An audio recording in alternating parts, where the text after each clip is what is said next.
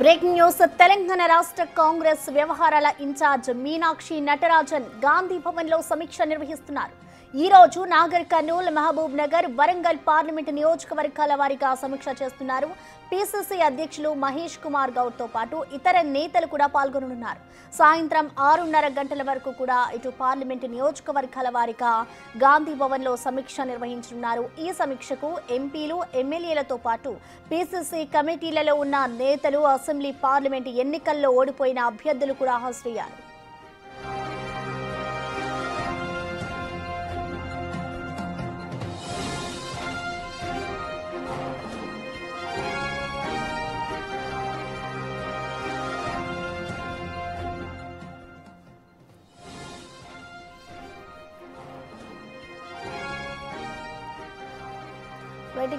గాంధీ భవన్ లో ఇటు మీనాక్షి నటరాజన్ అధ్యక్షతన ఇటు ఇన్ఛార్జ్ల మీటింగ్ అయితే నడుస్తోంది. ఇటు ఈ సమావేశానికి సంబంధించి నాగర్ కర్నూల్, మహబూబ్ నగర్, వరంగల్ పార్లమెంట్ సెగ్మెంట్ల వారీగా కూడా అందరూ హాజరయ్యారు.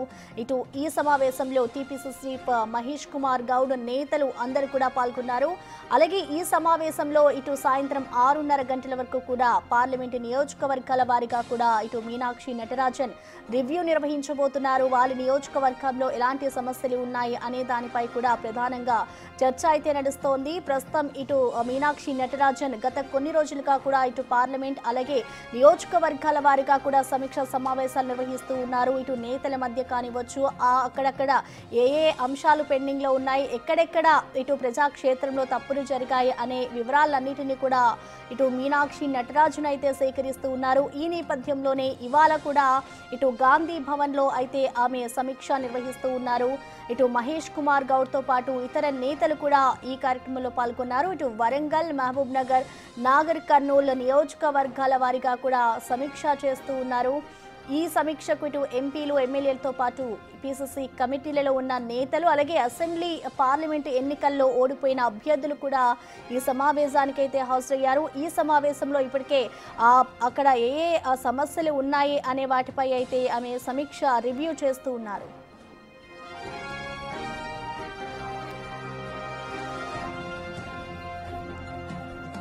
దీనిపై పూర్తి అప్డేట్స్ ని మా ప్రతినిధి హేమ అందిస్తారు. హేమ, మనం చూస్తున్నాం ఇటు వరుసగా మీనాక్షి నటరాజన్ ఇటు నియోజకవర్గాల వారీగా కూడా సమావేశం నిర్వహిస్తూ వస్తుంది. సో దీనికి సంబంధించిన అప్డేట్స్ ఏ విధంగా ఉన్నాయి, ఎవరెవరు ఎలాంటి సమస్యలను లేవనెత్తుతున్నారు?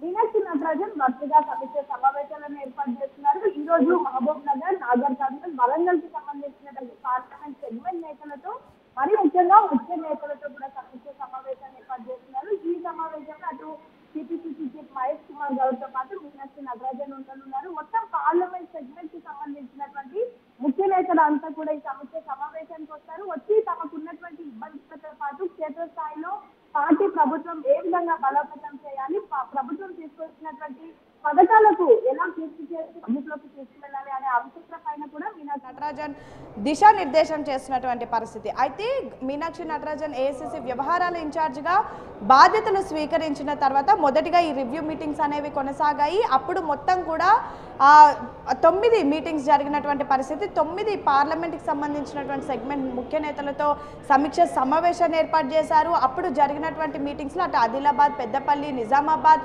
మెదక్, మల్కాజ్గిరి, సికింద్రాబాద్, హైదరాబాద్ ఇలా అన్ని పార్లమెంట్కి సంబంధించినటువంటి ముఖ్య నేతలు వచ్చారు. వచ్చి తమకున్నటువంటి సమస్యలను నేరుగా మీనాక్షి నటరాజన్కి, మహేష్ కుమార్ గౌడ్కి చెప్పుకున్నారు. వెంటనే వాటిని సాల్వ్ అయ్యే విధంగా కూడా అప్పుడు మీనాక్షి నటరాజన్ చూసినటువంటి పరిస్థితి. పెద్ద ఎత్తున కొత్త పాత నేతల పంచాయతీ ఎక్కువగా మీనాక్షి నటరాజన్ దృష్టికి వస్తున్నాయి. వాటిని ప్రతి ఒక్కరు కూడా రిపీటెడ్గా చెప్తున్నారు. వాటిని చెక్ పెట్టేందుకు ఈ సమావేశం టైంలో ఉన్నటువంటి జిల్లా మంత్రులు, ఇన్ఛార్జ్ మంత్రులను కూడా కూర్చోబెట్టి మాట్లాడుతున్నారు. గతంలో మనం చూసుకుంటే మెదక్లో జరిగిన ఇన్సిడెంట్ సమయంలో కూడా నేరుగా దామోదర్ రాజనరసింహతో మాట్లాడి వెంటనే షార్ట్అవుట్ చేసినటువంటి పరిస్థితి. అయితే కొద్ది రోజుల తర్వాత కొన్ని డిఫరెంట్ ప్రోగ్రామ్స్ వల్ల ఈ రివ్యూ మీటింగ్స్ అనే వాటికి బ్రేక్ పడింది. ఈ రోజు నుంచి మరొకసారి గాంధీ భవన్లో అయితే రివ్యూ మీటింగ్స్ అనేవి కొనసాగనున్నాయి. ఈరోజు మొత్తం 3 పార్లమెంట్కి సంబంధించినటువంటి ముఖ్య నేతలతో కూడా మీనాక్షి నటరాజన్ సమీక్ష సమావేశాన్ని ఏర్పాటు చేయనున్నారు. ప్రస్తుతం మహబూబ్ నగర్కి సంబంధించినటువంటి ముఖ్య నేతలతో సమావేశం అవుతున్నటువంటి పరిస్థితి. అయితే ఈ సమావేశంలో మంత్రులు, ఎమ్మెల్యేలు, ఎంపీలు, ఎంపీఎల్సీలు, కార్పొరేషన్ చైర్మన్లతో పాటు ఓడిపోయిన ఓడిపోయినటువంటి అంటే టికెట్ తీసుకొని ఓడిపోయినటువంటి నేతలు ముఖ్య నేతలు అంతా కూడా వస్తున్నారు. ప్రధానంగా ఈ సమీక్ష సమావేశానికి కారణం ఏంటంటే అక్కడ గ్రౌండ్ లెవెల్లో ఉన్నటువంటి రియాలిటీని తెలుసుకోవడంతో పాటు ఇతర అంశాలపైన కూడా దిశానిర్దేశం చేస్తున్నారు. ఇక నిన్న పెద్ద ఎత్తున అబ్జర్వర్లతో కూడా మీనాక్షి నటరాజన్ మీటింగ్ని ఏర్పాటు చేశారు. మీటింగ్ని ఏర్పాటు చేసిన అనంతరం ప్రతి ఒక్కరికి కూడా దిశానిర్దేశం చేశారు. మండల స్థాయిలో అధ్యక్షులను ఎంపిక చేయాలి అంటూ కూడా చెప్పినటువంటి పరిస్థితి. ప్రస్తుతం రివ్యూ మీటింగ్స్ అయితే కొనసాగుతున్నాయి. దీనికి మంత్రులతో పాటు ఇతరులు కూడా వస్తున్నారు. జిల్లా మంత్రులు అండ్ ఇన్ఛార్జ్ మంత్రులు కూడా వస్తున్నారు. ఏదైనా సమస్య ఉంటే వెంటనే మీనాక్షి నటరాజన్ దృష్టికి తీసుకొని వెళ్ళాలి అంటూ కూడా చెప్తున్నారు. వెంటనే మీనాక్షి నటరాజన్ వాటిని షార్ట్అవుట్ చేసే పనిలో కూడా ఉన్నారు. ప్రధానంగా వచ్చినటువంటి వాళ్ళందరికీ కూడా ఒక హోప్ని నెలకొల్పి పంపిస్తూ ఉన్నారు. పార్టీ కోసం పనిచేసినటువంటి వాళ్ళకు ఖచ్చితంగా పదవులు వస్తాయని, సేమ్ టైం ఎవరు కూడా డిసప్పాయింట్ చెందొద్దు, ప్రతి ఒక్కరికి కూడా అవకాశం వస్తుంది, పార్టీని నమ్ముకొని ఉన్నటువంటి వాళ్ళకు పదవులు వస్తుంది. మొదటిగా మీరు చేయాల్సిన పని ఏంటంటే ప్రభుత్వం తీసుకొచ్చినటువంటి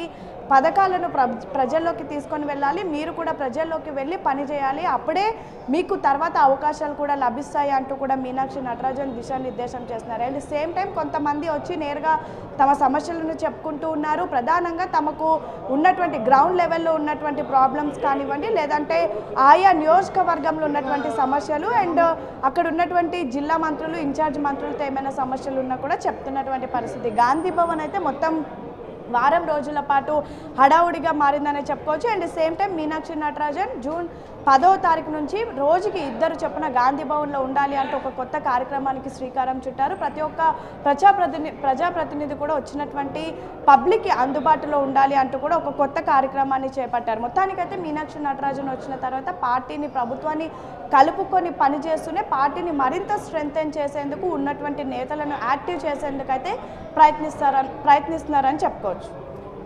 రైట్ హేమ, థ్యాంక్ యూ.